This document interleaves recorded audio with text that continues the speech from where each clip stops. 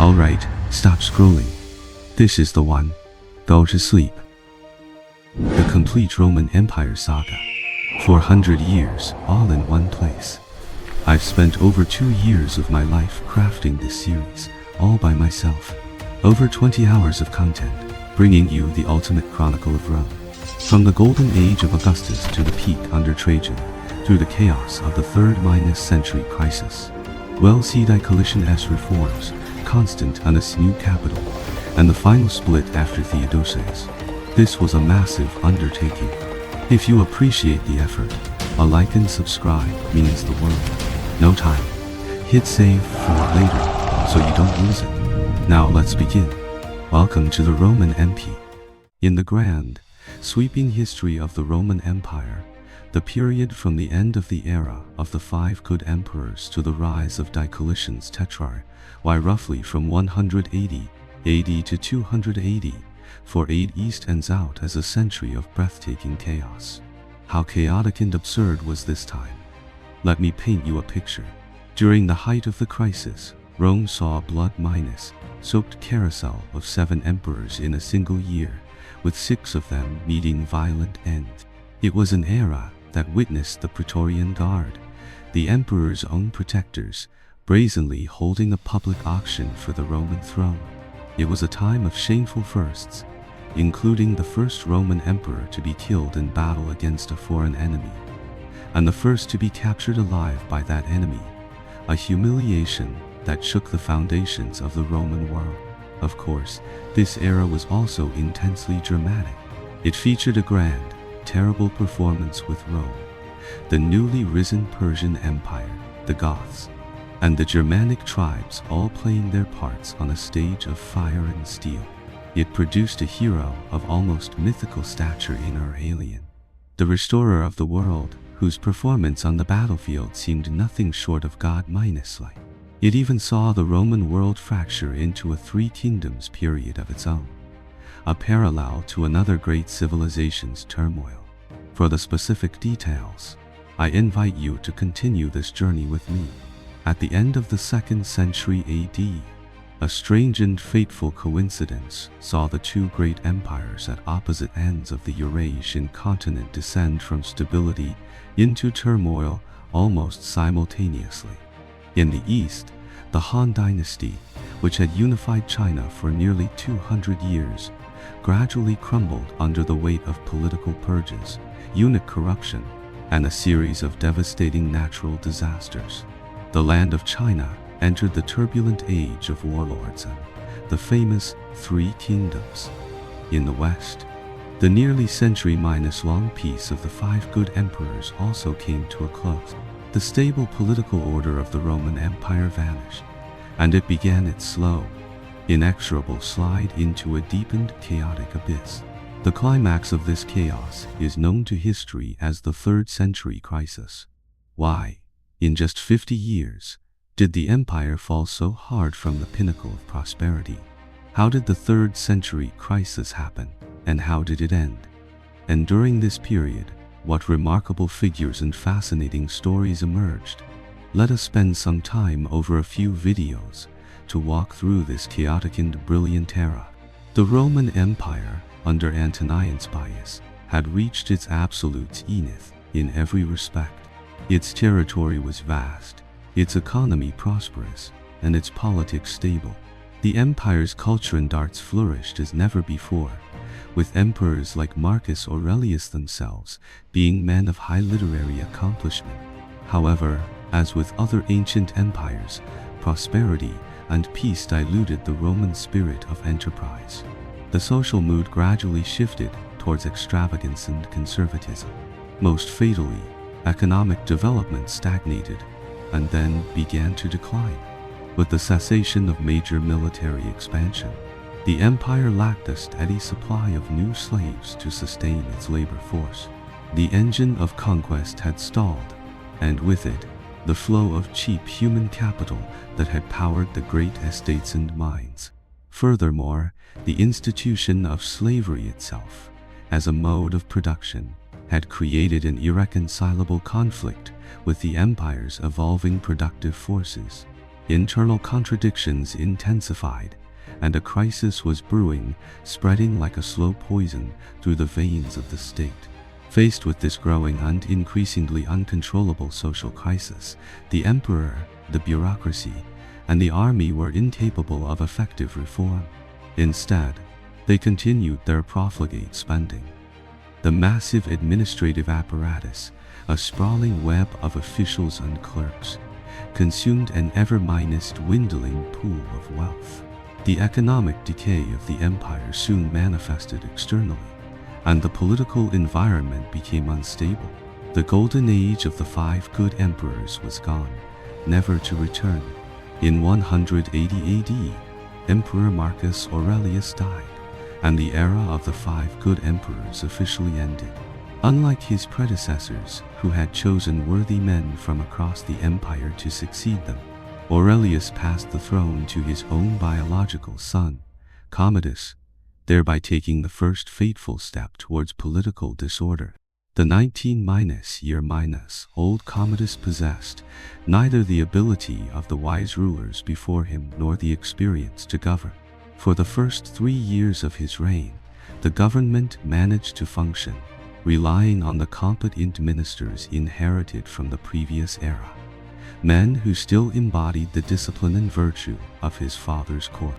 However, in 183 AD, a failed assassination plot orchestrated by the emperor's own sister, Lucilla, changed everything. As the assassin lunged, he shouted, "This is what the Senate sends you." The blade missed its mark, but the words struck deep into the emperor's mind. From that moment, the emperor began to suspect everyone in his court. A dark paranoia took root, and he unleashed a reign of terror. The marble halls of the palace, once filled with philosophical debate, now echoed with the whispers of spies and the screams of the tortured. The Senate and the imperial administration were decimated by a river of blood. Social order began to collapse as the emperor's corrupt favorites, like the Praetorian prefect Perennis, plundered the state with impunity. In the final years of his life, Commodus had completely abandoned all sense of morality and human decency, handing over state affairs to shameless sycophants, while he indulged in a life of debauchery and spectacle. He saw himself as the reincarnation of Hercules, descending into the gladiatorial arena to fight an act of unthinkable disgrace for a Roman emperor. His arbitrary executions of nobles and ministers made everyone, even those closest to him, fear for their lives. This slaughter ultimately consumed him. His favorite concubine, Marcia, his chamberlain Eclectus, and the new Praetorian prefect Laetus, fearing they would be next on his kill list, conspired to assassinate him to avoid the tragic fate of their predecessors. On the last day of 192 AD, Marcia gave Commodus a cup of poisoned wine after his bath. When the poison worked too slowly, making him vomit, the conspirators sent in a professional wrestler named Narcissus, his personal training partner. The powerful athlete entered the emperor's chambers and, finding him in a stupor, effortlessly strangled him. The son of Marcus Aurelius, the supreme ruler of the empire, met such a squalid and ignominious end. It was a truly lamentable conclusion.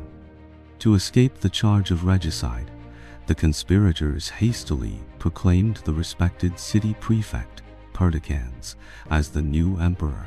Upon his accession, Perdiccans immediately set about trying to undo the damage of the tyrant's reign. He attempted to restore the empire's finances, auctioning off Commodus's extravagant possessions and cutting court expenses. He sought to bring justice to the victims of the previous regime, reversing wrongful convictions. He achieved some notable success in these endeavors.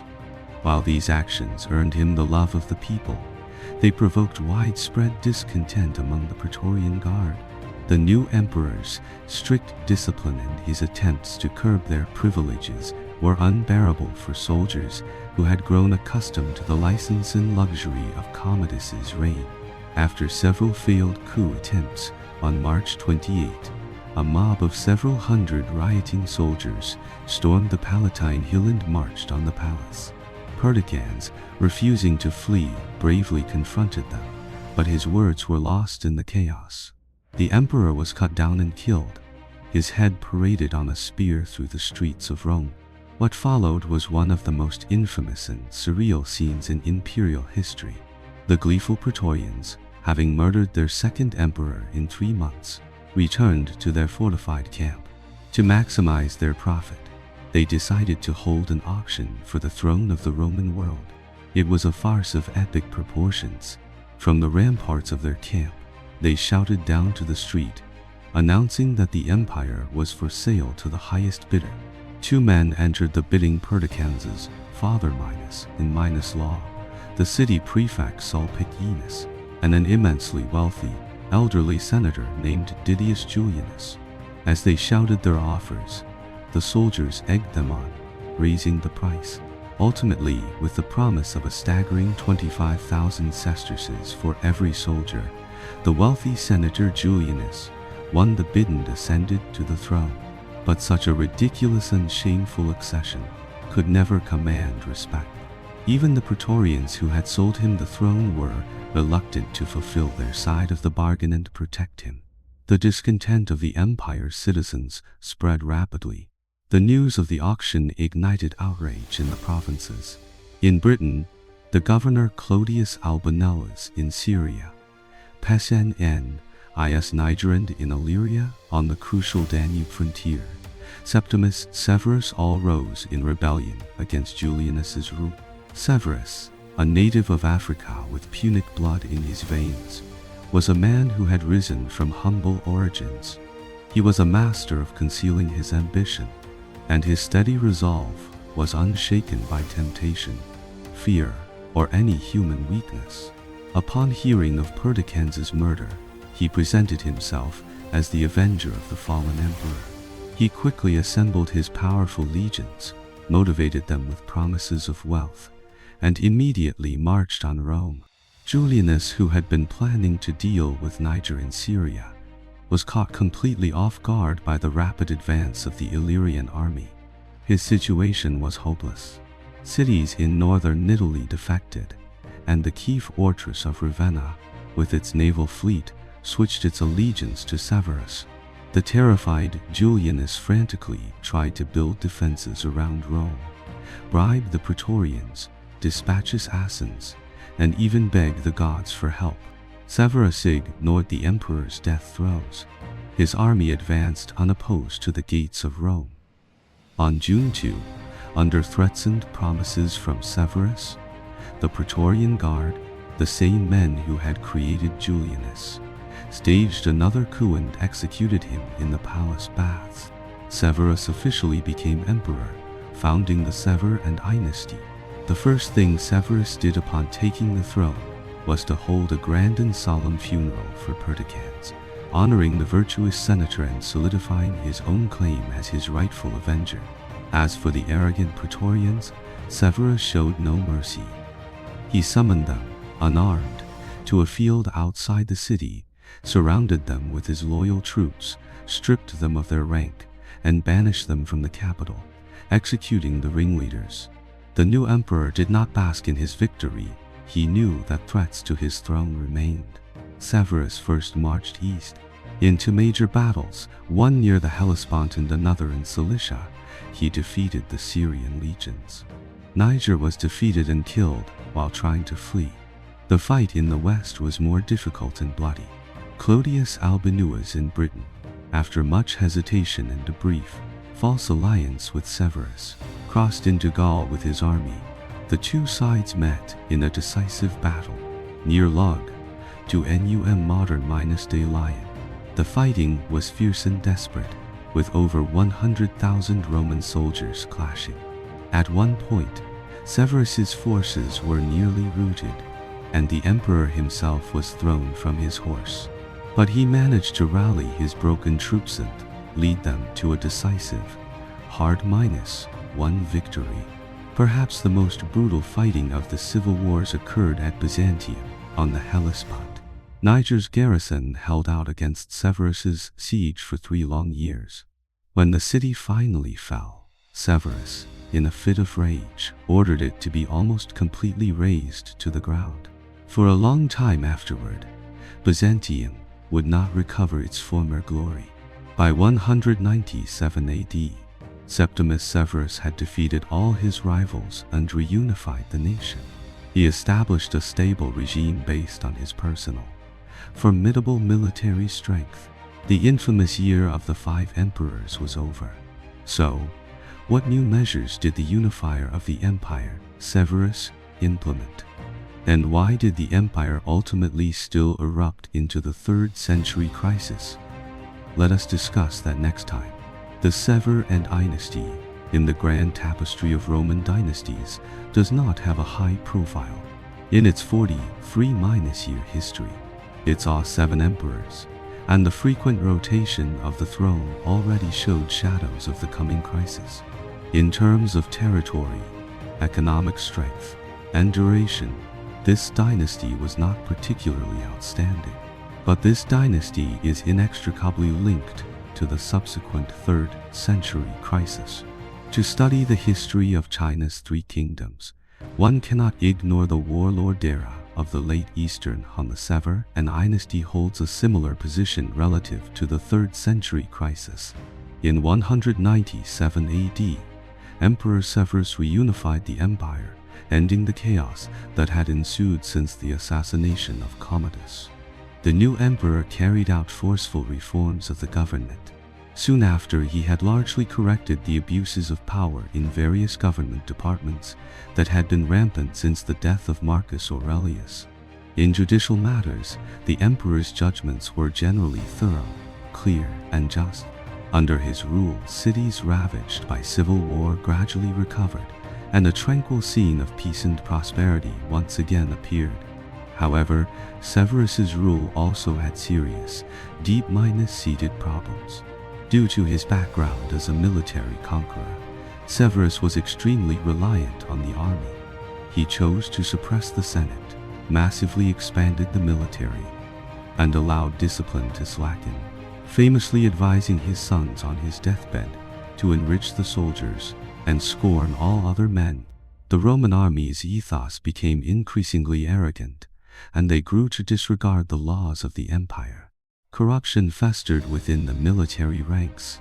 Not only that, but the new Praetorian Guard that Severus reformed was composed mainly of soldiers from the frontier provinces.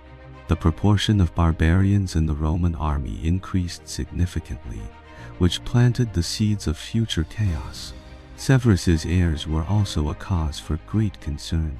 His 2 sons, Caracalla and Geta, were lazy and arrogant, and they were locked in an irreconcilable conflict. Their sharp contradictions were apparent even while Severus was alive, with the 2 brothers building separate wings in the palace and refusing to dine together. To divert these internal tensions, Severus, like many rulers before him, turned to foreign war. In 199 AD, he launched an eastern campaign against the Parthian Empire, once again defeating the old enemy and expanding Roman territory in the region of Mesopotamia. In 208 AD, when the northern border of Britain was invaded, he led a massive expedition to Scotland, launching the Caledonian War. The military operations in the north of the empire made little progress and, instead, completely broke Severus's health. As his father lay gravely ill, Severus's eldest son, Caracalla, developed ambitions to usurp him. Severus did not punish his son's disloyalty. The justice of the judge ultimately dissolved in the affection of the father. In 211 AD, Severus died on the Scottish frontier at the age of 65. On his deathbed, he bequeathed the throne to both of his sons. The evaluation of Severus differs across different eras. During his reign, people enjoyed the peace and glory of his strong rule and thus forgave the cruelty and tyranny he caused. But later generations, suffering the consequences of his policies and precedents, condemned him as the chief culprit in the decline of the Roman Empire. Making Caracalla and Gallic emperors was undoubtedly Severus's most erroneous decision. To avoid fratricide, some proposed dividing the empire between them, but Caracalla chose a quicker and more brutal path. He feigned a reconciliation, inviting Geta to meet in their mother's chambers. It was a trap. He had centurions hidden, who burst in and attacked his brother. The unfortunate Empress Julia Dom now watched in horror as one of her sons was murdered, dying in her very arms, her imperial robes soaked in his blood. From that moment, Caracalla became the sole emperor. His tyranny was even greater than before. After leaving Rome in 213 AD, he never returned to the capital. Instead, he toured the provinces, building palaces in places he never even visited. The places the emperor passed through became objects of his plunder. His daily expenditures were staggering. Caracalla, disregarding his reputation, arbitrarily slaughtered and harmed his brother's supporters, earning him a reputation for cruelty that echoed through the ages. The emperor's brutal rule provoked almost universal resentment. The Praetorian prefect, Macarianus, began to plot. In 217 AD, while the emperor was traveling from Edessa to a temple of the moon god at Karhae, he was assassinated by a soldier, a disgruntled centurion, dispatched by Macarianus. The assassin was immediately cut down. The life of the arrogant tyrant was thus terminated. The male line of the Severan family was extinguished, but the empire needed a new emperor. The ambitious Macarianus, after some backroom dealing, successfully secured the support of the Praetorians and ascended the throne. He made his own son, Diadumenian, co-emperor. However, the new emperor had no military command talent. His personal courage was questioned, and rumors of his role in Caracalla's murder circulated in the camps.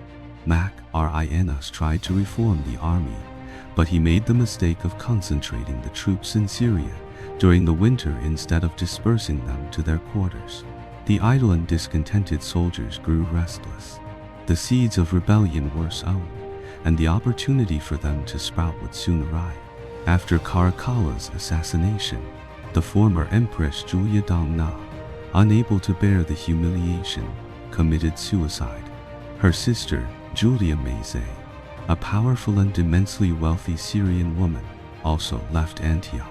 She went to her grandson, Bassianus, a priest of the sun god Elagabalus. Maze cleverly exploited the soldiers, lingering loyalty to the Severan name, presenting her grandson Elagabalus as Caracalla's illegitimate son. This fiction gained widespread support. In May 218, Elagabalus was proclaimed emperor. Macarianus, in Antioch, was stunned. After much hesitation, he marched out to fight. The Praetorians' fighting ability was not to be underestimated, and the rebel army initially fell back. Seeing the situation turning against them, the boy emperor's mother and grandmother personally rode to the front lines to rally the troops. The rebel army was greatly encouraged and turned defeat into victory. Macarianus chose to flee. A few days later, Macarianus and his son were captured and executed. The new emperor had won the battle, but his character and actions made it impossible for him to keep winning. Elagabalus was of a perverse character, obsessed with sensual pleasures, and delighted in breaking the rules of season and weather, mocking the feelings and tastes of his subjects, and violating the laws of nature and society. These things brought him immense pleasure. His level of base and filthy depravity was rarely seen in the world. Elagabalus was also deeply suspicious of the legitimate heir, his cousin Alexander, and wished to eliminate him. In 222 AD, to test the army's attitude, the emperor falsely announced that Alexander was dead. This immediately sparked outrage. Everyone believed the emperor was the murderer. Elagabalus could not control the situation. He and his mother were killed on the spot by the rioting Praetorians. The throne passed to the last emperor of the Severan dynasty, Alexander. Alexander Severus was the former emperor's cousin. He was a gentle and filial youth, with a tolerant and kind character, which earned him the sympathy and affection of many. But as he was still young, imperial power fell into the hands of his mother, Julia Mama Ie, and his grandmother, Julia Maese. Soon, his grandmother Maese died, and Mama Ie completely controlled the court. The emperor's daily life was consistent and moderate. The empire enjoyed a period of respite from the crushing and arbitrary taxes of Caracalla and his impostor son. Officials at all levels cooperated in governance, and in a peaceful and stable situation, the state gradually prospered. However, the emperor's virtue could not hide his weakness before his mother. The Empress Dowager's virtue was not as noble as the emperor's. Her extravagance and greed cast a shadow over Alexander's glory. Even as an adult, the emperor remained subservient to his mother, which aroused the army's discontent. The spark for rebellion only needed a fuse. It was also during Alexander's reign that, in 224 AD, Artaxerxes I founded the Sasanian dynasty. War between the new Persian power and Rome was once again imminent. In 230 AD, the Sasanian army invaded and plundered Roman Mesopotamia and Cappadocia. The envoys they sent were arrogant and disrespectful. In 231 AD, Alexander led a large army to Antioch and then chose to launch a three-pronged invasion of the Sasanian Empire, achieving some good results initially. The northern army repeatedly defeated the Sasanian vanguard and drew the enemy's main force. The southern army was able to advance straight into Babylonia.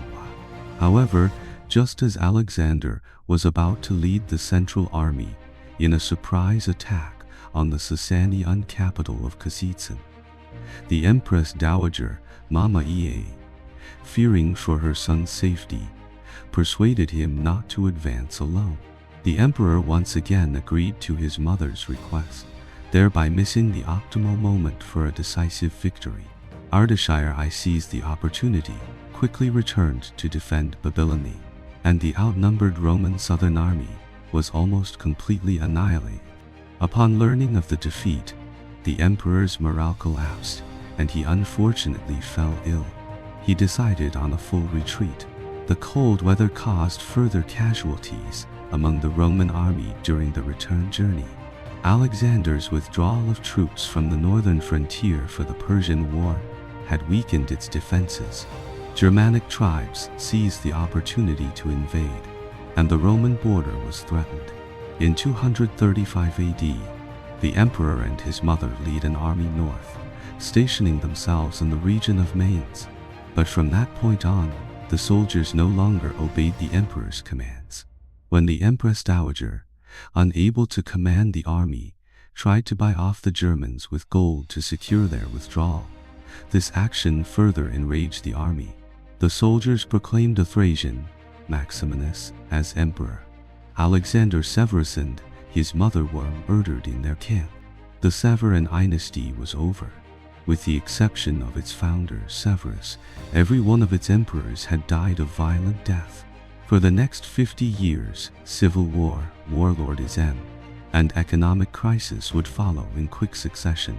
The newly risen Sasanian Persia and the Germanic tribes beyond the frontier all watched hungrily. In 235 AD, with the usurpation of Maximinus, the 3rd century crisis of the Roman Empire had truly begun. About 32 years before the coup at Mainz, Emperor Septimus Severus was returning victorious from the east. While passing through the region of Thrace, he held grand military games to celebrate his son Gedei's birthday.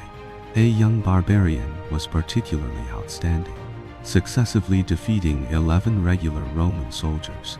His performance earned him the opportunity to join the army in the emperor's praise. After a long march, this new recruit was still full of energy. Severus asked in amazement, "Thracian, after running so far, are you still willing to wrestle?" The barbarian replied, "Very willing, your majesty." A moment later, he had defeated several more strong soldiers. He was then appointed to the mounted guard, serving close to the emperor. This natural-born wrestler was the first emperor to usher in the 3rd century crisis Maximinus. In 235 AD, a coup on the imperial frontier ended the life of Emperor Alexander Severus. Maximinus seized the highest power in the empire. The new emperor was born on the Thracian frontier of the empire, a man of mixed barbarian blood. In any situation, he appeared strong, decisive, and skilled in battle. His natural wildness was tempered by experience, so he knew how to conceal his true thoughts. Due to his barbarian origins and low status, Maximinus feared being looked down upon, just as a peasant who becomes king might cruelly treat his old friends. He ruthlessly killed his old acquaintances from his youth to prevent his humble past from being exposed. He mercilessly eliminated anyone of noble birth or distinguished service in the empire if he heard the slightest hint of instability. During his 3-year reign, he never once returned to Rome or Italy. He despised the principles of law and justice, maintaining his rule with the swords of an army sworn to him. His tyranny was not just directed at the empire's elite, he was also brutal towards the common people. He shamelessly violated public property, endlessly increased taxes, and almost fanatically desecrated the gods. His rule, which provoked the wrath of heaven and the resentment of men, completely destroyed the hard-won stability of the empire. Provinces began to riot one after another. The movement to resist the tyrant had begun.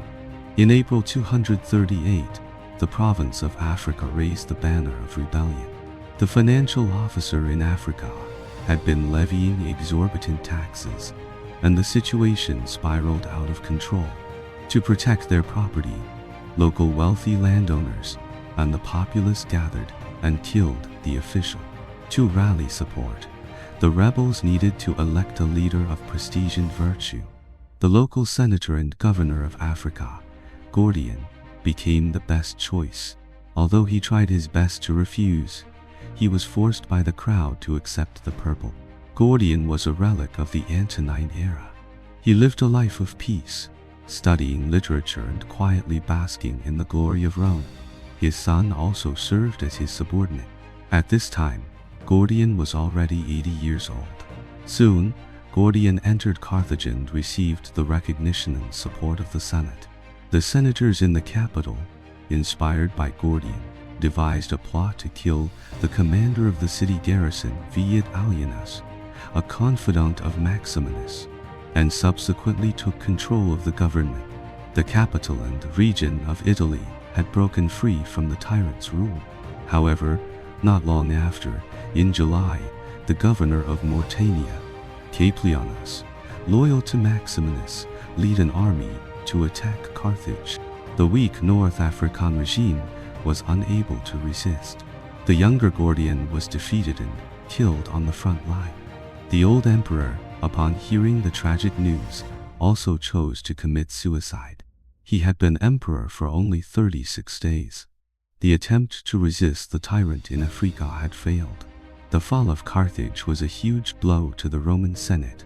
To stabilize morale and continue the resistance, the Senate appointed two of their own, Pupienus Maximus and Balbinus, to be co-emperors, responsible for military and civil affairs respectively. The grandson of the elder Gordian was also named Caesar. The new emperors were men of virtue and ability. Through their joint efforts, the prospects for the rebellion gradually brightened. Maximinus, on the frontier, was furious when he learned of the rebellion. Although this barbarian general was extremely tyrannical, his victories against the barbarians could not be denied.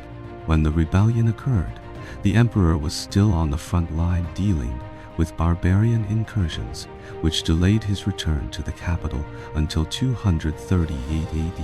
Maximinus's large army crossed the Alps and arrived in northern Italy. The Senate chose a scorched earth policy. The city of Aquileia became the front line of resistance against the tyrant. Facing attacks from all sides, the soldiers and citizens of Aquileia fought with common hatred, repelling one attack after another. Senate reinforcements broke through to the besieged city, further boosting the defenders' morale. The Senate's emperor, Maximus, advanced to Ravenna and intensified the construction of fortifications, creating a second line of defense for Rome. Maximinus was unable to conquer Aquileia, and his army suffered heavy casualties. He blamed the failure on the cowardice of his troops, and his tyranny became even more brutal. In April 238, his own guards, unable to tolerate him any longer, mutinied. Maximinus and his son worked ill together. The cruel civil war was over. The Senate and the people had won. The prestige of Maximus and Albinus reached its peak. The victorious army returned to Rome in triumph, warmly welcomed by the Senate and the people. It seemed that the empire was about to return to its zenith under capable emperors. But behind the glorious victory lay a huge crisis. The powerful Praetorian Guard had only temporarily submitted to the rule of the Senate and the emperors. Discontent within the army had not been eliminated, and the Senate and civil officials were not a monolithic bloc. After their common enemy disappeared, people began to split and contend for their own interests. The two emperors, Maximus, in charge of the military, and Albinus, in charge of civil affairs, also competed with each other due to differences in personality. The empire's contradictions were not alleviated at all. In fact, they intensified. The Persian army also invaded the central frontier of the empire again. On July 29, 238, while the entire city was attending the Capitoline Games, the two emperors were alone in the palace. Disgruntled soldiers seized the opportunity and acted quickly. They arrested the two emperors. They were dragged through the streets of Rome and killed in public view. Two respected emperors who had shown composure in crisis and lead the Roman people to victory over a tyrant were thus butchered in the streets. The Praetorians then proclaimed the 13-year old Gordian II as emperor. The Senate and the imperial administration, facing the Praetorians' brutality, were powerless and could only reluctantly recognize the succession. From July 237 to July 238, in just 1 year, 6 emperors of the empire had died violent deaths. The young Emperor Gordian I was also controlled by the Praetorian Guard and deceived by treacherous ministers. At this time, the emperor's teacher and father Minos, in Minos' law, Times Itias, stepped forward to help the young emperor escape from tyranny and absurdity. This multi-Minos talented scholar also possessed excellent military skills. In 240, he successfully suppressed a rebellion in Africa. In 242, the Sasanian army again invaded Mesopotamia. The Roman frontier army collapsed on contact, and the enemy reached the gates of Antioch. The young emperor, at the persuasion of his father Minos in Minos' law, left Rome and personally led an army east. The Roman army arrived at Antioch. The Persians, knowing they were no match, voluntarily withdrew. Gordian continued to advance, repelled the enemy, and successfully recovered the lost territory. However, the good times did not last. In 243, Times Itias suddenly died. The eastern campaign was forced to a halt. An Arab named Philip succeeded him as commander. This general of humble origins had great ambitions. He began to conspire in the camp, and the soldiers, discontent with the emperor, was incited. The army mutinied, arrested, tried, and executed Gordian II. Philip became the new ruler of the empire. The year 248 AD was the 1000th anniversary of the founding of Rome. The city held a grand celebration. 8,000 years before, they were a small city minus state. 8,000 years later, Rome had become a superpower spanning 3 continents, dominating the Mediterranean. From the Atlantic to the Tigris, from the Atlas Mountains to the Rhine and Danube, the vast lands were still the territory of the empire. However, the empire under Philip's rule was teetering. Rebellions broke out one after another. Northern barbarians invaded relentlessly. Social contradictions were sharper than ever. Emperor Philip was also approaching the end of his life. The climax of the empire's 3rd century crisis was about to arrive. One day, in the year 250 AD, the people of the Roman province of Moesia were hard at work. Although the imperial frontier had been unstable for the past few decades, and the province of Dacia was constantly at war, the people of Moesia, protected by the natural barrier of the Danube River, did not worry about being invaded. However, an army of unknown origin suddenly appeared on the horizon and rushed towards this fertile land. The people in the villages could not escape and were forced to face the tragic fate of family destruction and bloodshed. This army was clearly not satisfied with plundering fields and villages. An endless column of soldiers surged towards Nicopolis, the capital of Moesia. This city, built by Trajan, was about to face an unprecedented crisis. And the army that brought disaster to the local people was the empire's new neighbor and future nemesis for hundreds of years, the Goths. From 245 to 246, Philip had defeated a Sarmatian invasion in the frontier province of Dacia. To celebrate this victory, and also to mitigate the impact of his regicide, in 248, Emperor Philip held a celebration in Rome for the 1000th anniversary of its founding, to commemorate the initial moments of this great empire. However, the grand festival could not resolve the empire's crisis. Later that same year, rebellions broke out. The emperor managed to suppress them, but the imperial defenses were ravaged and thus more vulnerable. In 249, the Moesian legions proclaimed a leader and rebelled. Philip, very uneasy, sought support in the Senate. In this meeting, a senator named Decius fully supported the emperor and was appreciated by Philip. Soon, the rebellious soldiers, out of control, mutinied again and killed their leader. To stabilize the army, Philip sent Decius to Moesia, hoping he could awe the troops. But he clearly underestimated the army's power. Decius was forced by the army to proclaim himself emperor. He led his army towards Rome. Philip was forced to assemble an army and fight a decisive battle with the rebels. Although his army was larger, the proportion of veterans in the rebel army was clearly higher, and their combat effectiveness was stronger. Philip was defeated and killed. His son and supporters were also massacred in Rome by the rebels. Decius had achieved victory. He tried to stabilize the chaotic situation after the war, but the perilous circumstances did not allow him much time. In 250, the Goths launched their first major invasion. Moesia, greatly weakened after several rebellions, saw its fertile lands ravaged by the invaders. The Gothic forces even penetrated deep into the region of Thrace. The Gothic king, Sineva, led his army to besiege Nicopolis. Emperor Decius, upon learning of the situation, quickly led his army to the rescue. The Goths abandoned Nicopolis and turned towards Philippopolis. Decius pursued them, but was ambushed by Sineva on the way. The Roman army was defeated and retreated. The Goths, victorious, besieged Philippopolis.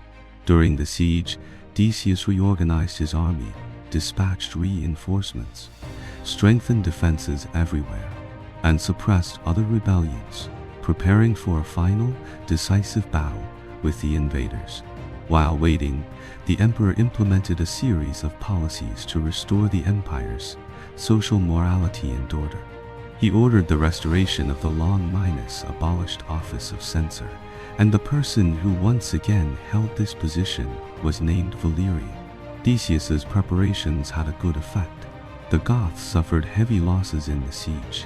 Although Philippopol was isolated and eventually fell, with 100,000 Roman soldiers and civilians massacred, the Goths seemed to have no strength for further combat. They proposed peace talks with the emperor, but the emperor, full of confidence, refused to let these barbarians go. War was imminent. The two sides fought at Abrit-uns. Abrit-uns was an obscure small town in Moesia. The Goths arranged their army in 3 lines, with an impassable swamp in front of the 3rd line. Just as the battle began, Decius's son, Herennius, was killed by a stray arrow. The old emperor, suppressing his grief, loudly declared to his panicked troops, "The loss of one son is nothing to the empire." The Roman army, under the emperor's command, launched a desperate charge against the enemy. The first Gothic line was quickly broken. The second line also fell under the attack of the Imperial army. The Roman army then plunged headlong into the swamp in front of the enemy's 3rd line. Many Roman soldiers were hindered in the swamp, but the Goths were unaffected. The battlefield situation suddenly reversed. The previously routed Gothic troops returned to the battlefield. The Roman army was surrounded in the swamp. The battle turned into a one-sided slaughter. Emperor Decius was killed along with his army, and his body was never found. The defeat at Abrit-uns completely shattered the empire's border defenses. Decius became the first Roman emperor to be killed at the hands of barbarians. The arrogant army, after the crushing defeat, became much more restrained. They supported the Senate in proclaiming Decius's surviving son, Hostilian, as the new emperor. However, he soon fell ill and died. The Senate then appointed Gallus as emperor. Faced with a disastrous situation, the new emperor chose to bow to the barbarians. Not only did he recognize the spoils plundered by the Goths, but he also promised to pay them gold annually in exchange for peace. Gallus's cowardly act ignited the anger of the Roman populace. In 253, encouraged by this, the barbarians again invaded Moesia and Pannonia. The local governor, Aemilianus, unexpectedly attacked the invaders and intercepted Gallus's tribute money. He distributed the money to his men and then raised an army and marched on Rome. Gallus, upon hearing of the mutiny, immediately ordered Valerian from the western provinces to come to his aid and personally lead his army north to defend. The two sides faced off on the plains of Espultium. Gallus's army, facing the hero who had defeated the barbarians, felt ashamed. Gallus and his son were subsequently killed by their own men. The civil war was thus avoided.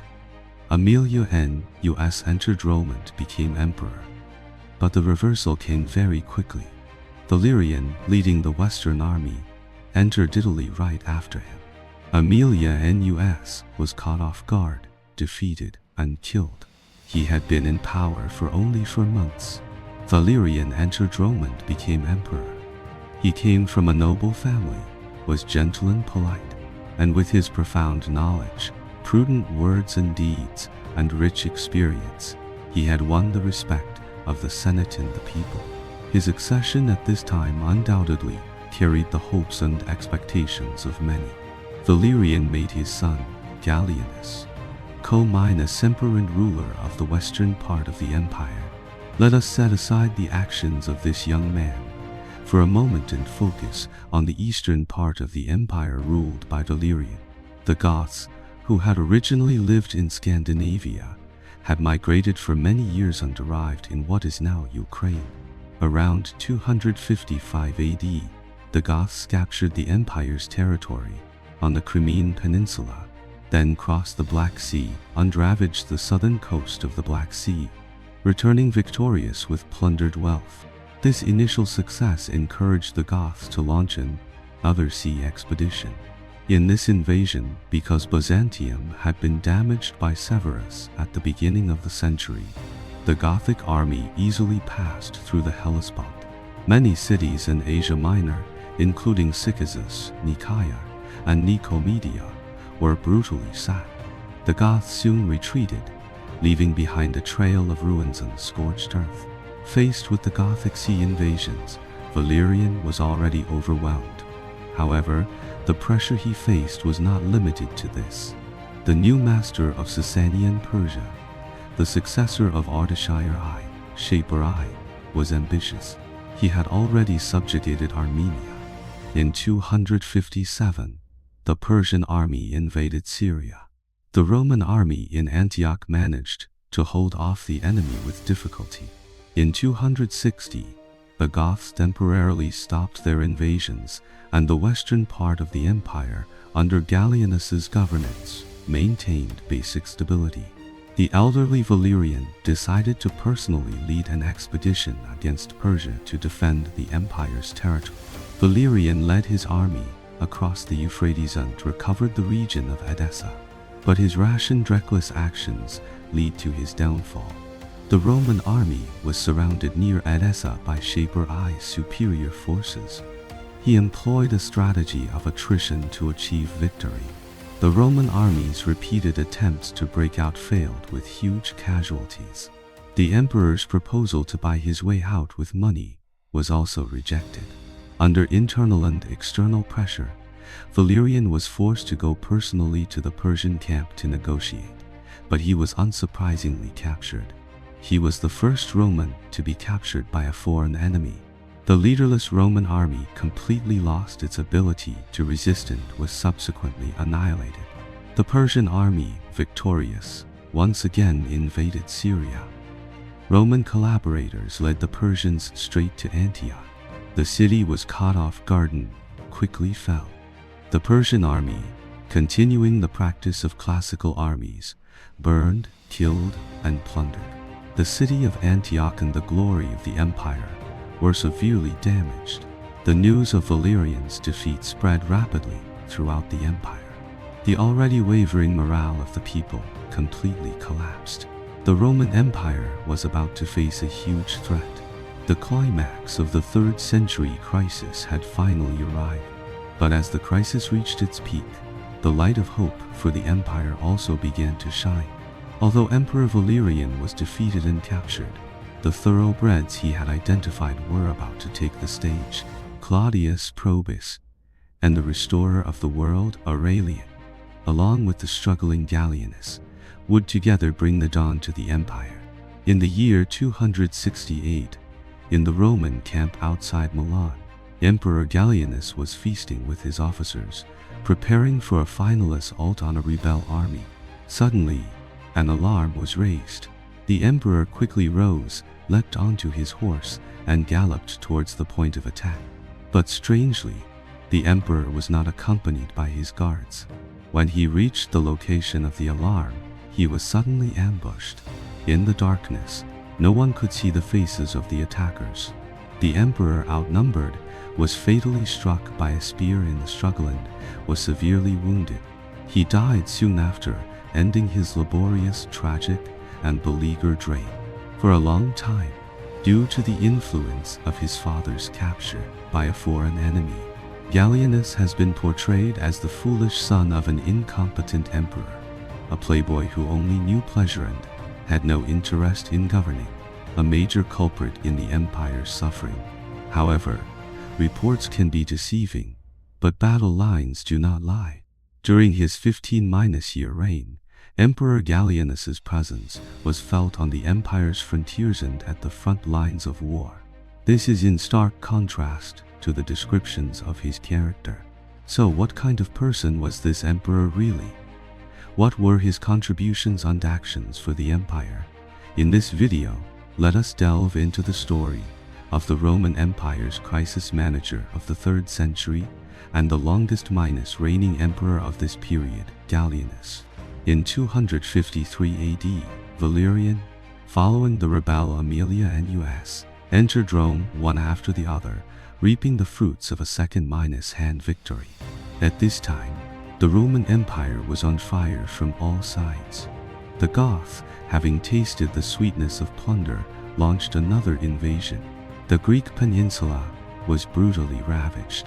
To cope with the perilous situation, Valerian entrusted the western part of the empire to Gallienus, while he himself went to the east to oversee the war.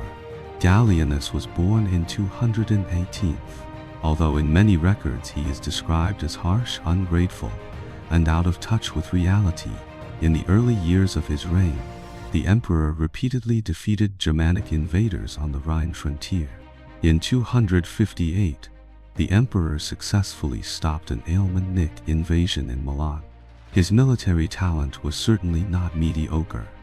Gallienus also carried out bold reforms in the empire. Faced with the empire's crumbling defenses, the emperor strongly supported the development of cavalry, establishing a powerful cavalry corps.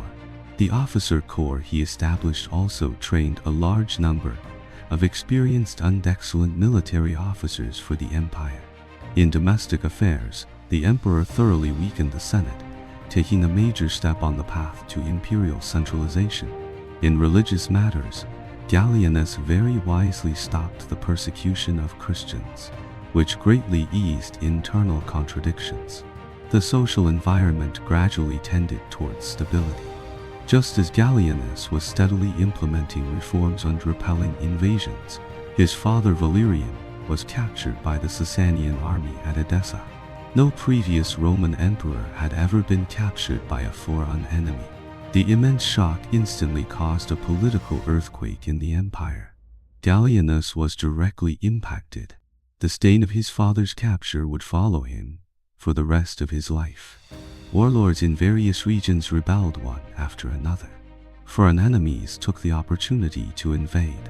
The climax of the 3rd century crisis had arrived. The victorious Persian army at Edessa pressed westward. The region of Syria, except for Emesa, was almost completely lost. The Persian army entered Cappadocia and besieged its capital, Caesarea. Although the city's defenders fought desperately, the Persians still quickly broke through the city. The local residents were massacred. In the same year, rebellions broke out across the empire. Postumus in Gaul quickly rebelled after learning of the defeat. Gallienus reacted immediately, personally leading his army to attack. The rebellions in Pannonia and Dalmatia were quickly suppressed within a month. The Persian army also gradually withdrew eastward under the pressure of the approaching imperial army and harassment from the forces led by the Palmyrenes, Senator Oda and Aethus. But the Gallic rebels seized the opportunity and quickly took control of all of Gaul. The region of Hispania subsequently declared allegiance to Gaul. The empire was thus initially fractured. Gallienus had no time to breathe. In 261, rebellions broke out in the Balkans and Asia Minor. The emperor dispatched his cavalry commanders. Macrianus, one of the rebels, led his army west into the Greek peninsula, where he was defeated by the imperial forces. Macrianus and his son were killed in battle. His power in the east was also eliminated by Oda and Aethus. No sooner had one wave subsided than another rose. Aemilia and Us in Egypt rebelled, but was again suppressed by the emperor's forces. Gallienus withstood immense pressure. After passing through the most difficult period, he began to plan the recovery of the empire's territory. Previously, the Gallic Emperor Postumus, taking advantage of the imperial army's eastern campaign, had already taken control of the Iberian Peninsula. In 263, the emperor personally led a Minus-spawned campaign west against Gaul, but returned without success against the resistance of the Gallic army. Soon, Gallienus allied with the local forces of Palmyra to campaign against Sasania and Persia. The Roman army reached Kasitzin but could not break through the city. Gallienus did not achieve his strategic goal of defeating Persia, and instead, the local forces of Palmyra effectively became an independent kingdom. But the situation of the empire did not allow the emperor the energy to campaign against Oda and Aethus. In 266, the Goths launched their Third Sea Expedition. The scale of this invasion was unprecedented. The entire eastern Mediterranean coast was engulfed in war. Cities like Athens, Sparta, and Byzantium were brutally sacked. The temple of Artemis at Ephesus was also destroyed. The emperor was forced to ally with Oda Na thus again to repel the Gothic invasion. In 267, the emperor decisively defeated the Goths at the Battle of Naissus. This round of Gothic invasions came to an end. Oda Na thus's excellent performance against foreign invasions and internal rebellions greatly enhanced his prestige. But this naturally attracted the suspicion and jealousy of the emperor and local nobles. Around 267, Oda Na thus and his eldest son were assassinated. However, Palmyra did not return to the empire's control. Oda Na thus's widow, Zenobia, stepped onto the stage of history. In the chaotic situation, she successfully integrated local forces. The Palmyrene kingdom became, in fact, completely independent. The temporary stability in the east allowed the emperor to turn his attention back to the west. In 268, the Gallic Emperor Postumus was killed by his own soldiers. The Gallic regime fell into a north-south split. The emperor took the opportunity to campaign against Gaul again, intending to eliminate the rebel army in one fell swoop. However, fate was not on his side. The generale Ureolus, who had performed meritorious service, was defeated in Milan. The emperor's western campaign was forced to be cancelled, and he turned to besiege Milan instead. Ureolus was quickly defeated under the emperor's personal command and was trapped in the besieged city of Milan.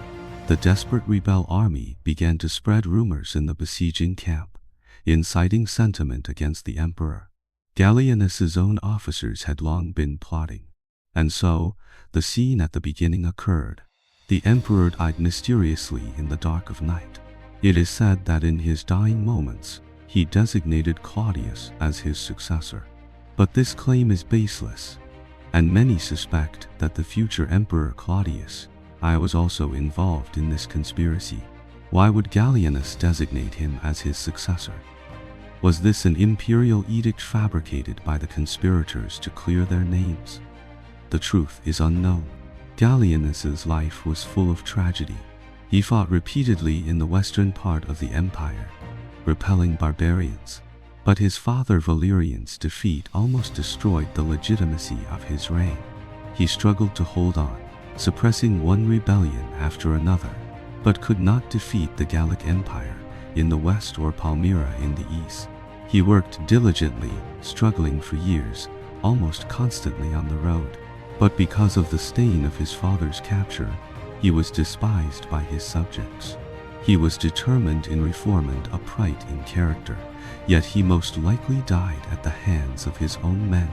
Even after his death, he was subjected to unfair evaluation for a long time. Gallienus was not a great monarch of outstanding talent and magnificent achievements. But in the 3rd century crisis, where emperors changed with great rapidity, his ability to reign for 15 years means he was certainly not the playboy or mediocrity described by classical historians. The era of Gallienus was over.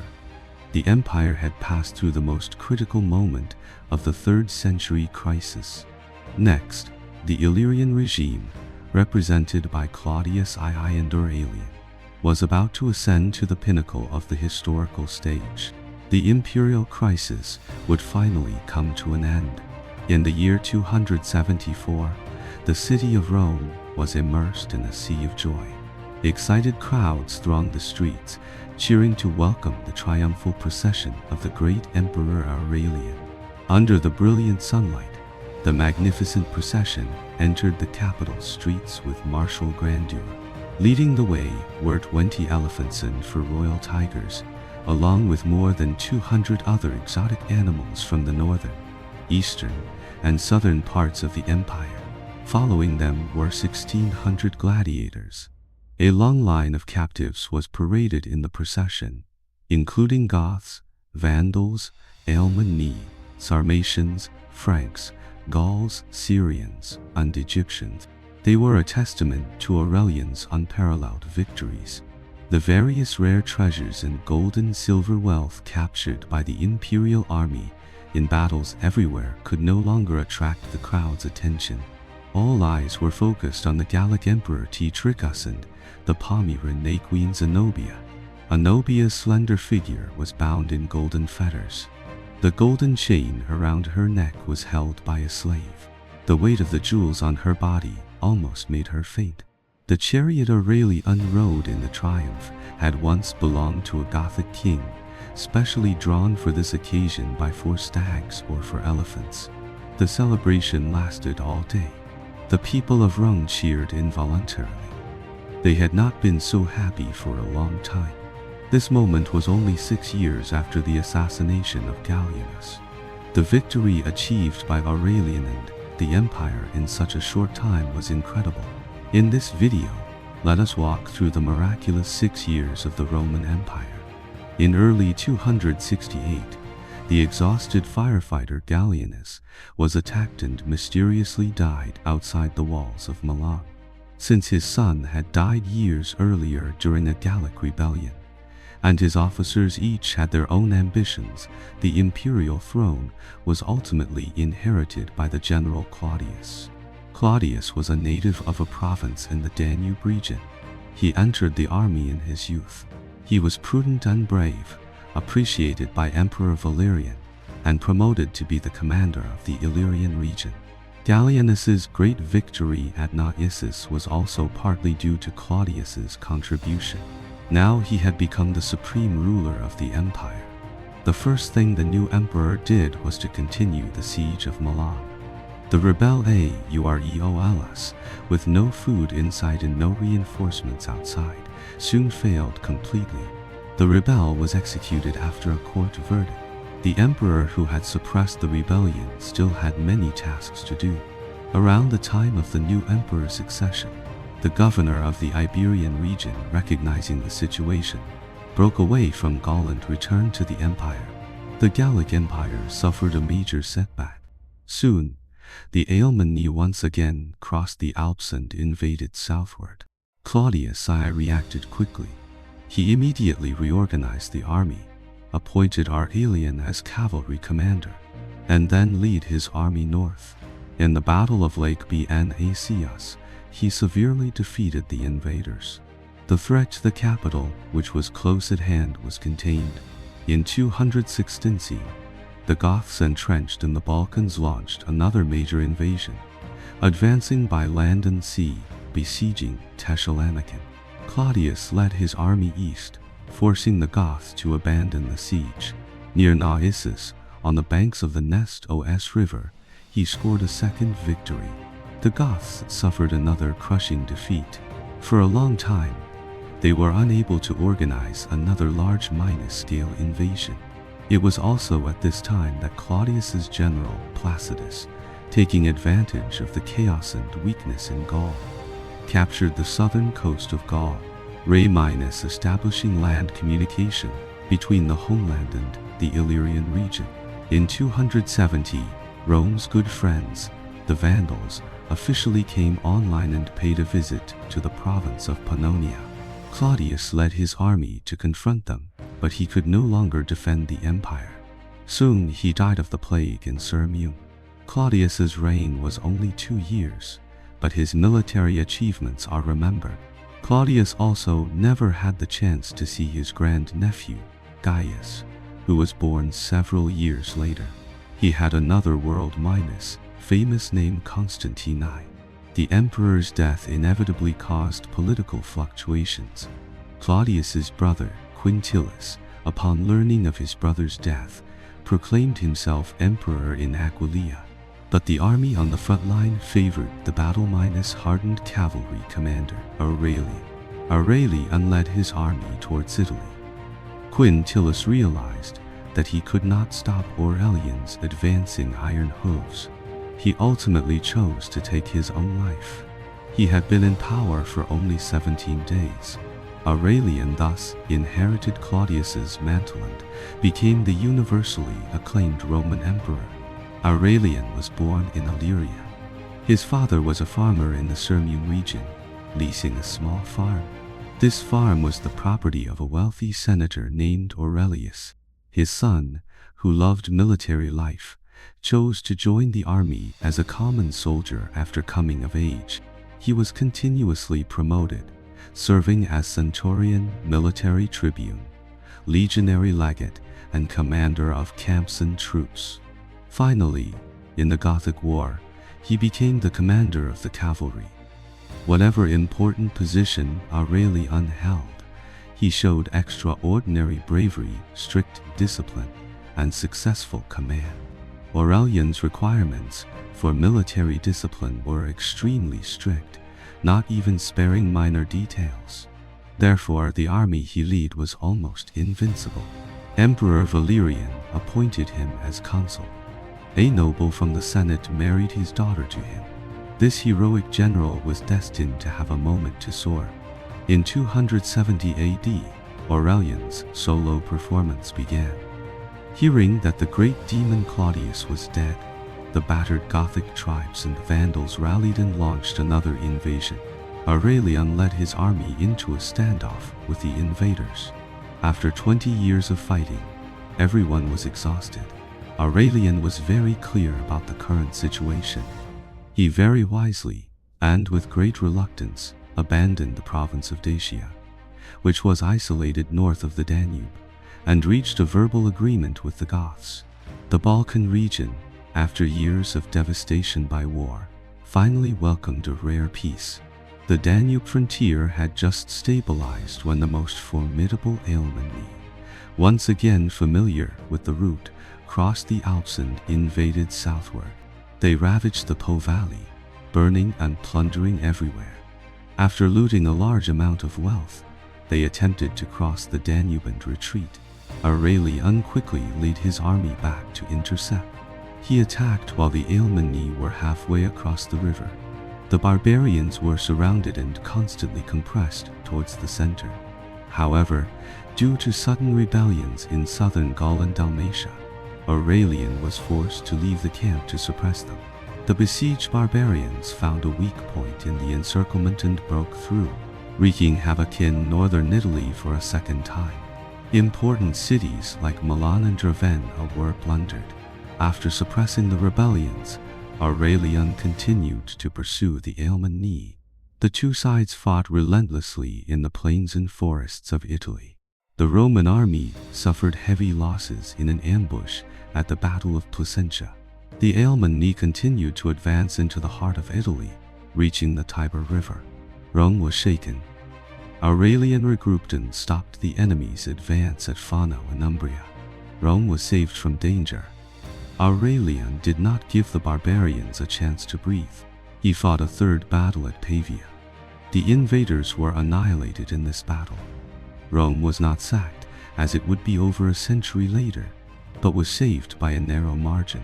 The threat of barbarians to the capital, Rome, was something that had not happened in the past few centuries. The Roman people suffered a huge psychological shock in this crisis. To better defend the capital, the Romans once again began to fortify the city's defenses. The construction of the walls lasted a long time. The weakness of Rome was fully revealed. Many years before, the imperial frontier was militarily strong, and it was the northern Germans who had to worry about being invaded.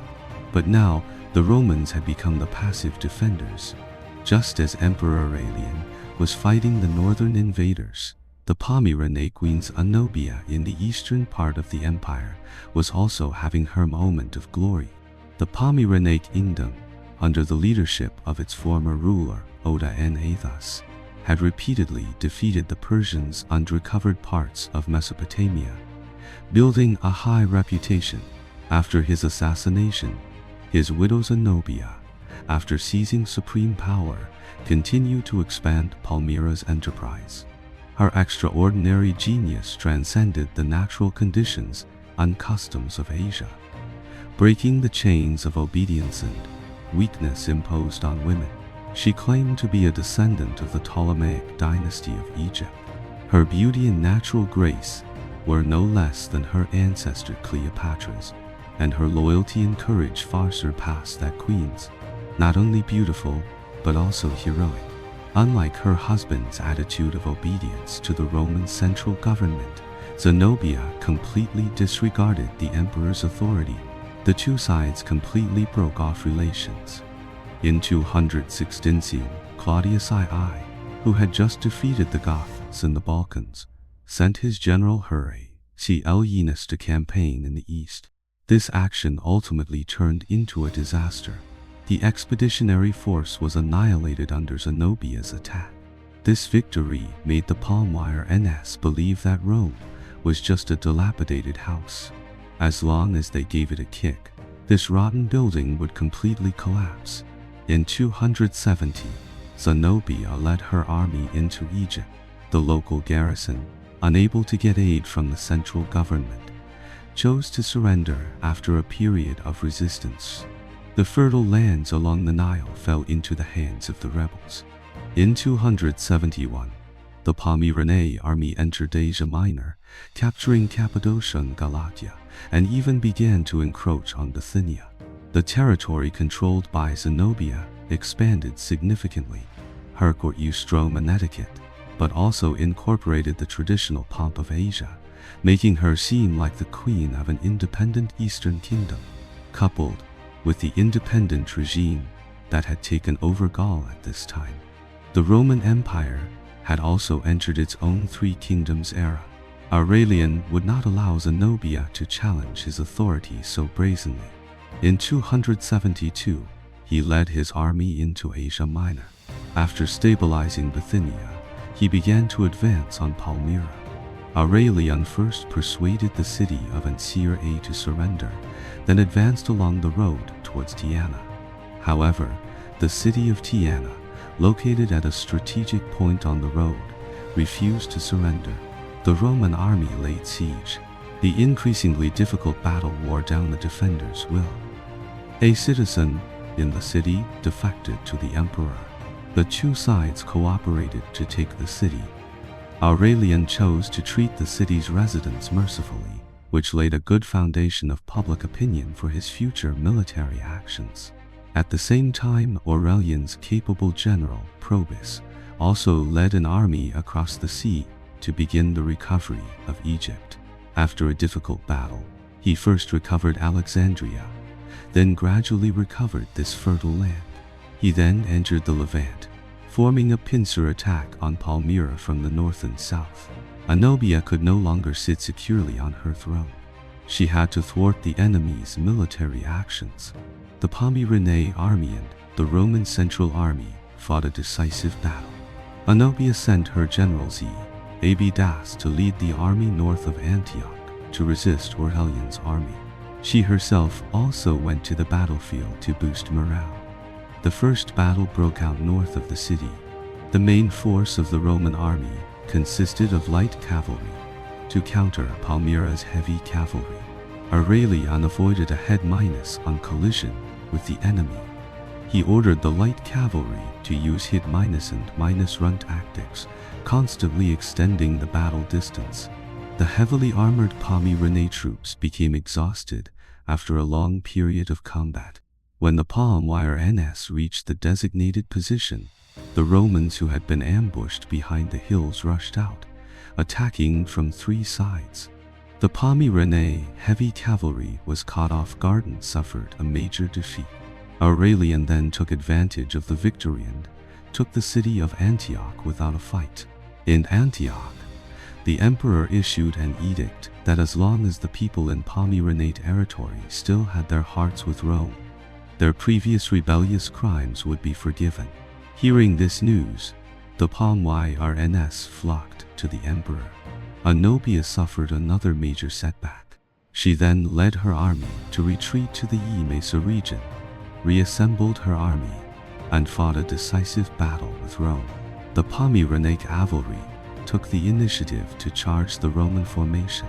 The cavalry battle between the two sides was deadlocked, but the well-trained in battle-hardened Roman infantry changed the balance of the battle. Palmyra collapsed under the pincer attack. Zenobia suffered another crushing defeat. In desperation, she retreated to the city of Palmyra. Aurelian followed closely and laid siege. But Palmyra, a city in the center of the desert, gave the besieging troops a hard time. The Roman supply lines had to cross a long desert. Heat, disease, and lack of supplies constantly plagued the besieging soldiers. Aurelian himself was wounded in the battle. At the end of 272, the Palmyrene garrison, unable to get support from the Persians, finally fell into despair and chose to surrender. The queen also tried to flee east to Persia, but was caught by Aurelian. The great emperor finally entered his loyal Palmyra. The queen was brought before Emperor Aurelian. He very sternly asked her why she dared to use force to resist the Roman emperor. Zenobia answered very cleverly, not only showing respect, but also demonstrating a strong side in the past. I could not regard Valerian or Gallienus as Roman emperors, which is why I acted as I did. Now, I only recognize you as my conqueror and sovereign. The old city of Palmyra was judged and liquidated. But for political reasons, the emperor did not execute Zenobia. Instead, he kept her in the army, occasionally humiliating her publicly to display the empire's majesty. In 273, the nobles of Palmyra attempted to launch another rebellion. Aurelian, who had already crossed the Hellespont, was forced to march back to Syria to suppress the rebellion. The city of Palmyra was finally destroyed. The emperor then quickly moved south to suppress a merchant in Egypt who was causing trouble and was also an ally of Zenobia, completely pacifying the Eastern rebellion. The victorious emperor, on his return journey, also casually crushed a usurper in Dalmatia. From then on, he also had a resounding title, Restorer of the World. The eastern part of the empire had been pacified. The trembling Gallic Empire became the emperor's next target. Since the assassination of Postumus in 268, the Gallic regime had been mired in internal strife.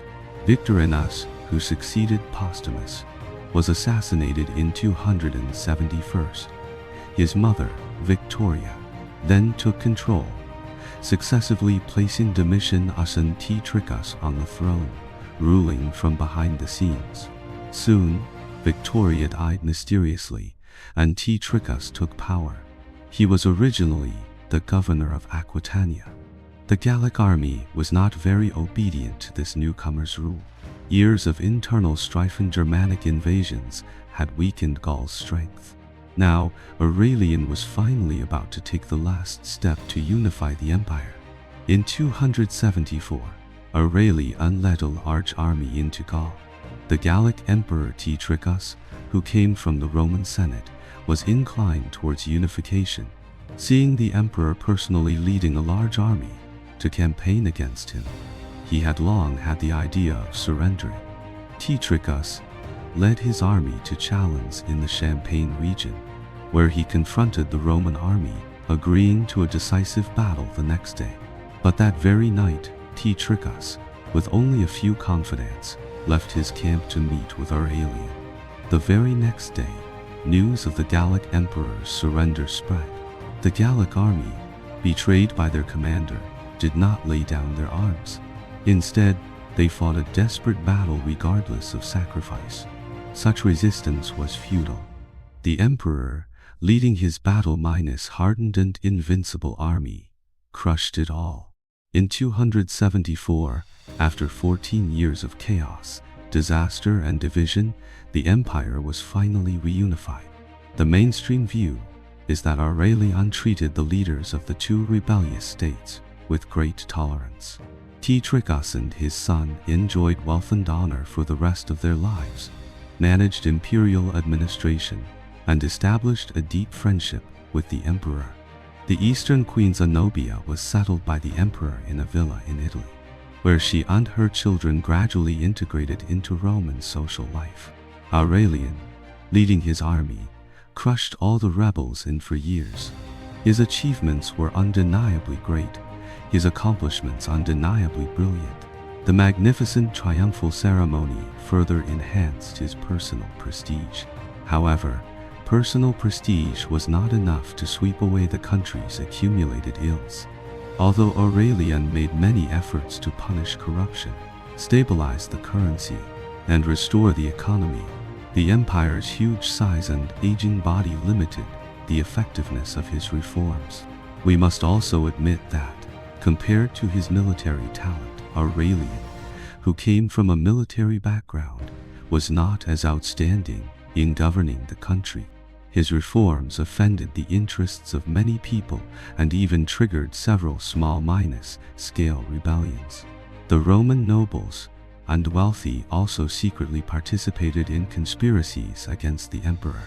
However, the most fatal thing was that at this time, Aurelian's death was only a few months away. At the end of 274, Aurelian left Rome for the last time.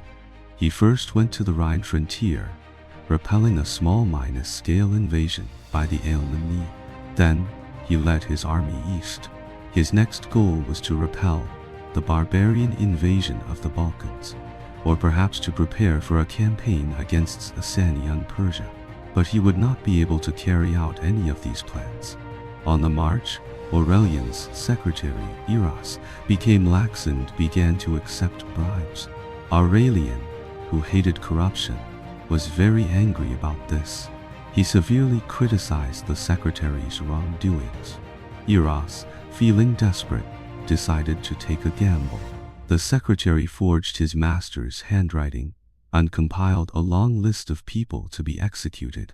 The people on the list were terrified when they learned the news. Aurelian's strict military discipline made many people not doubt the authenticity of the list. Everyone decided to kill the emperor to save themselves. In September 275, Aurelian was attacked on the march from Byzantium and was ultimately killed by the sword of his general Mucapor. Aurelian's death shocked the entire empire. The secretary Eros, who had planned the conspiracy, was quickly exposed and executed in public. The officers who had carried out the assassination also chose to commit suicide. The generals and soldiers of the army felt immense grief and regret over Aurelian's death. They held a grand funeral for Aurelian to commemorate this great emperor. His ambitions were unfulfilled. The man was gone.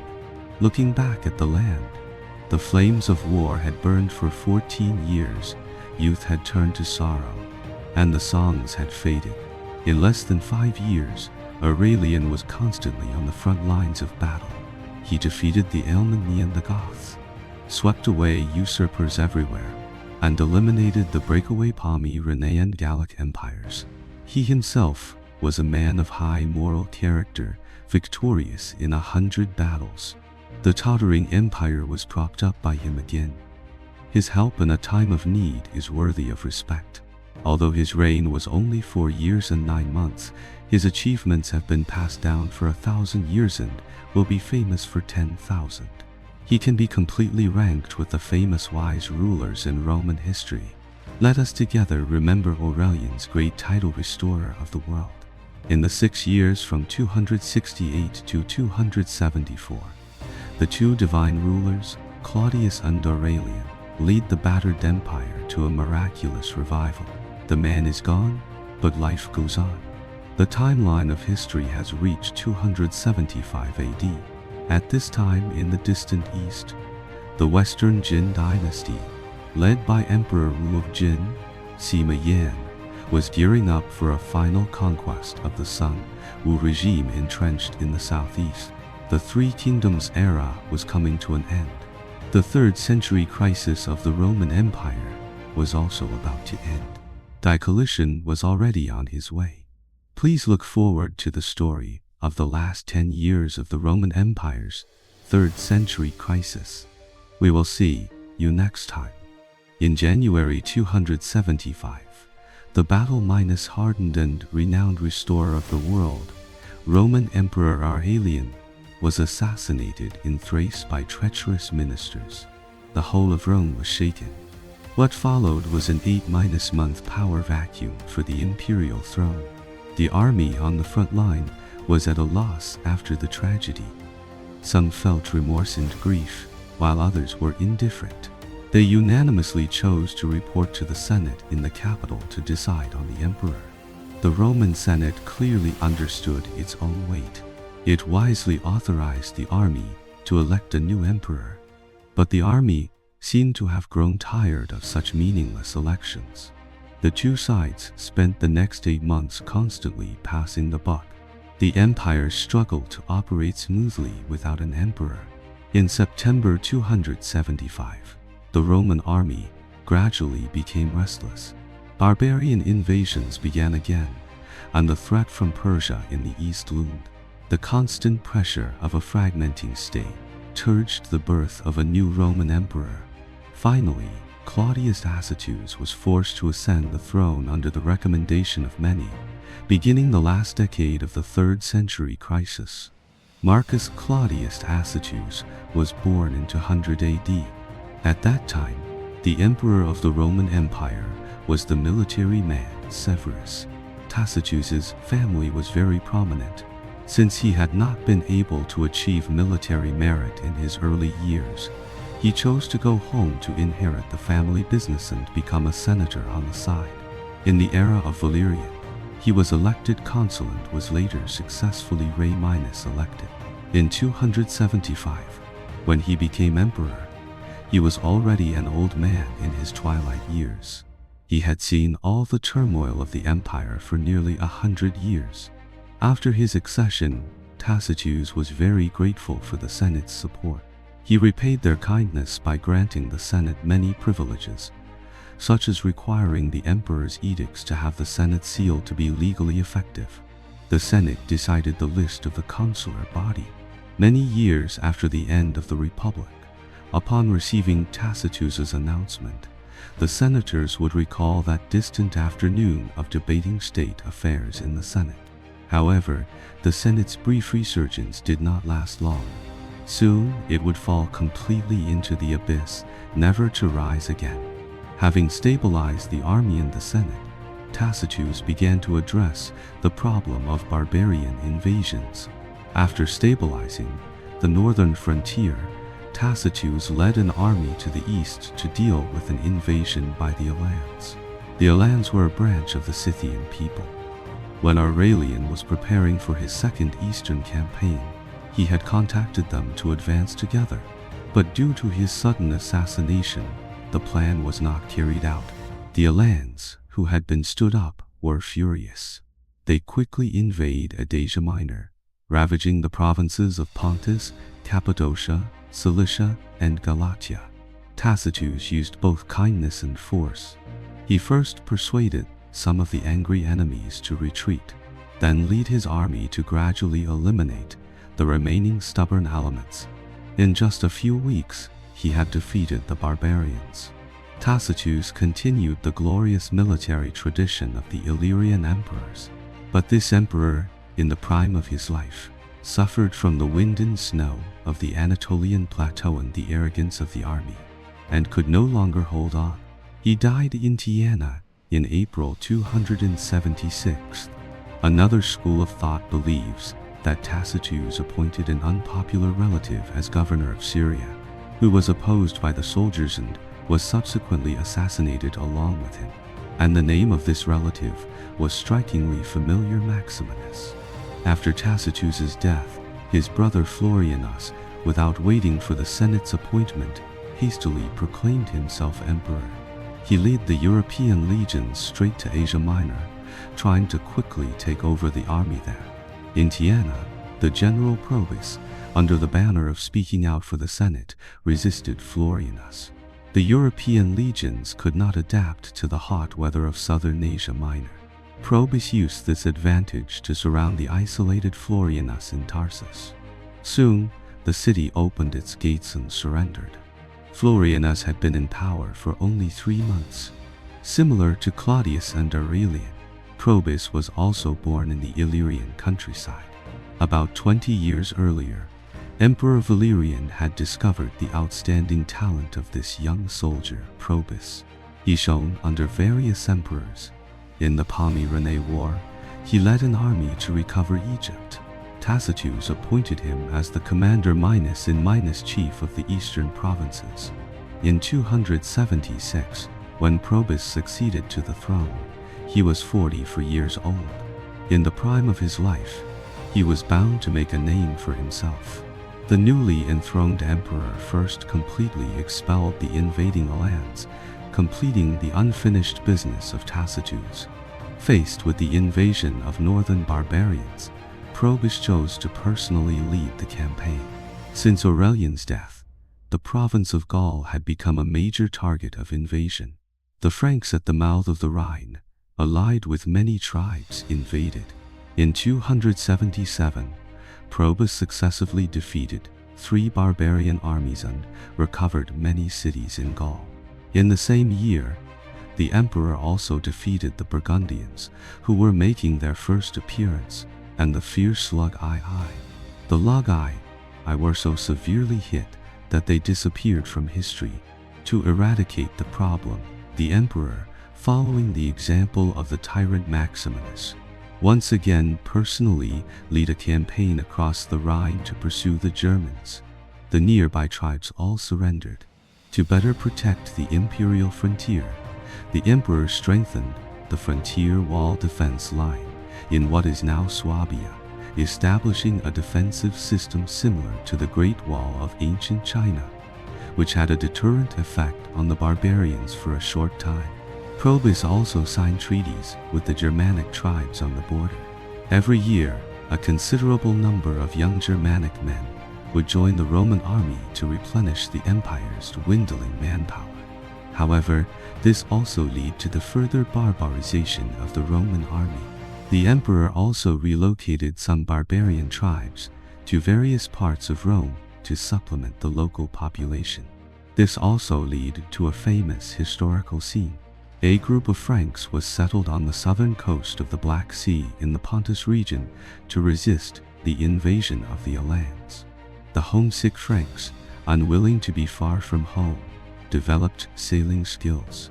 They quickly passed through the Hellespont, and after ravaging the coasts of Greece, Sicily, and Carthage, they crossed the Mediterranean and the Strait of Gibraltar, miraculously returning to their homeland. This seems to have been a prelude to the future barbarian incursions into the Mediterranean. Probus did not stop his campaigns. He subsequently defeated a German invasion of Illyria, thwarted a Sarmatian attack on Thrace, and defeated rebellious Isaurians in the mountains of Asia Minor and invading Berbers in Egypt. Rebellions in Gaul and the Levant were also suppressed. In 281, Probus, having pacified crises everywhere, returned to Rome.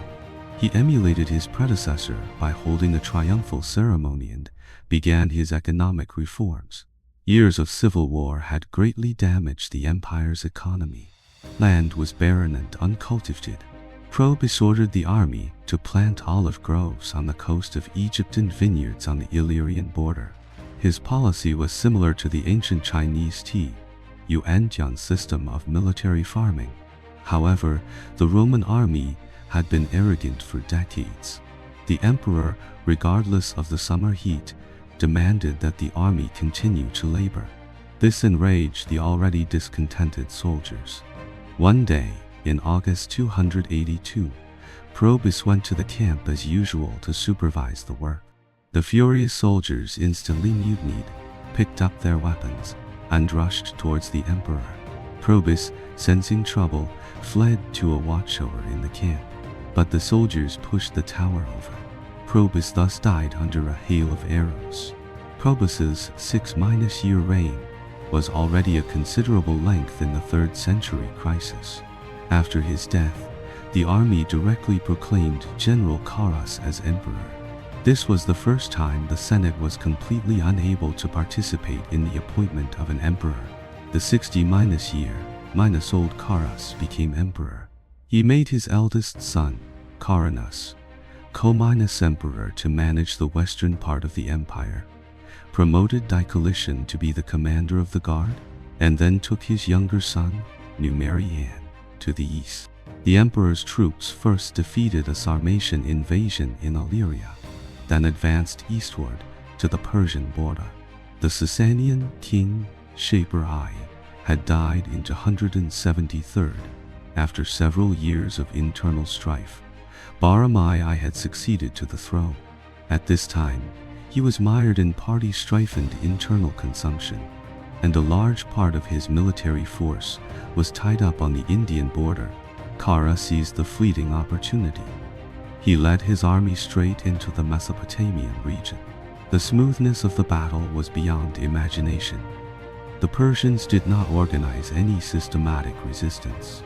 Karus took the important cities of Seleucia and Casids, and almost without a fight. The generals on the front line were full of confidence. It seemed that as long as their iron hose continued to advance, those overreaching Persians. Roman Emperor Karus suddenly died on a stormy night. At the end of 283, a guard introduced an envoy from Persia to a soldier in the camp. He was sitting on the messy grass, eating simple food. This seemingly inconspicuous soldier was the Roman Emperor Karus.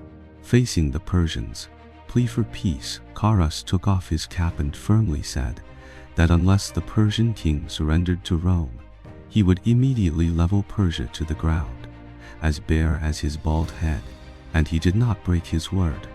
Persian towns fell into the hands of the Roman army one by one, like ripe plums. However, the Eastern campaign came to an abrupt end with the emperor's sudden death. A secretary of the emperor later described it in a letter when our beloved Emperor Karus fell ill in his bed. A violent storm struck the camp. The sky was pitch black. You couldn't see your hand in front of your face. From the constant flashes of lightning, we found that everyone was in chaos. After a loud clap of thunder, I heard a sudden cry and knew that the emperor had passed away. What happened next was that the attendants, in a fit of rage, set fire to the imperial tent. Thus a rumor arose that Karus was struck by lightning. But as far as we know the truth, his death was entirely due to illness. Whatever the truth, the Romans had to return home. Before Emperor Karus began his eastern campaign, he had appointed his eldest son, Carinus, as the ruler of the Western Empire. Shortly after Carinus' accession, the Franks again invaded Gaul. The young new emperor quickly led a campaign and repelled the invasion. However, after his successful return, this prodigal son revealed his true nature and began a life of extravagance and debauchery. Within a few months, he married 9 wives in succession and then divorced them, openly challenging moral standards. Carinus' performance in politics was even more disastrous. He arbitrarily appointed his cronies to high official positions, regardless of how poor their abilities or how low their moral standards were. If he had any achievements, it was that he squandered the treasury's wealth, constantly holding large scale events to please the citizens of the capital. It is said that when Karus learned of his eldest son's actions, he had considered adopting the capable Constantius to replace his son, but this was abandoned with his sudden death. According to tradition, the army proclaimed Karus's 2 sons, Carinus and Numerian, as emperors. The Roman army's retreat from Mesopotamia was extremely slow. It took a full 8 months to reach the border of Europe and Asia. Numerian contracted an eye disease during this long journey and could only stay in a dark tent all day, with the Praetorian prefect Taper acting on his behalf. Unlike his brother Carinus, Numerian had a gentle character. His words and deeds were kind and amiable, and his integrity and virtue were also loved and respected by the public. He was well versed in poetry and oratory. He was very suitable to be a ruler in times of peace. When the army arrived at the border of Europe and Asia, a rumor suddenly spread that the emperor was dead. People opened the emperor's tent and found that Numerian was indeed no longer alive. The camp immediately exploded. For a time, various conspiracy theories abounded. The army gathered at Chalcedon. The suspect, Eper, was arrested and put on trial. In September, the commander of the guard, Diocletian, was proclaimed emperor and began the trial. Eper was found guilty and immediately beheaded. Regardless of who the real murderer was, Diocletian established his authority with this trial. The Eastern Empire was now in his hands. Hearing of his brother's violent death and the Eastern Army's proclamation of Diocletian, Carinus immediately led his army east campaign. He first suppressed a rebellion in Pannonia, then continued east to the vicinity of Sirmium, where he fought Diocletian's eastern legions on the Margus Plain. After a long march, the eastern legions were already exhausted. Carinus, on the other hand, had the empire's vast financial and human resources. He squandered large sums of money to incite the soldiers' desire to fight. Carinus's army gradually gained the upper hand on the battlefield. Diocletian led from the front, personally fighting to boost the army's morale. But the situation became increasingly difficult to salvage. Diocletian himself was on the verge of death, but the development of history is so dramatic. Carinus's arrogance and lack of virtue had long since lost him the people's support. His licentious behavior had also planted a huge time bomb for him. The wife of a military tribune had once been seduced and forced by Carinus. The tribune, who had long harbored a grudge, finally found the best opportunity for revenge, just as Carinus saw victory within his grasp. The tribune's heavy blow ended the life of this pathetic monarch, and also ended the battle. Or one could say, the 3rd century crisis of the Roman Empire also came to a final end with the gushing blood. Diocletian won the final victory. However, just as when Shao Kuang-yin staged a coup at Chenqiawan, the people and army of the empire at this time would not think that Diocletian was any different from the short-lived monarchs before him. In the days to come, there were many things for Diocletian to consider and execute, but that is a story for the next historical stage.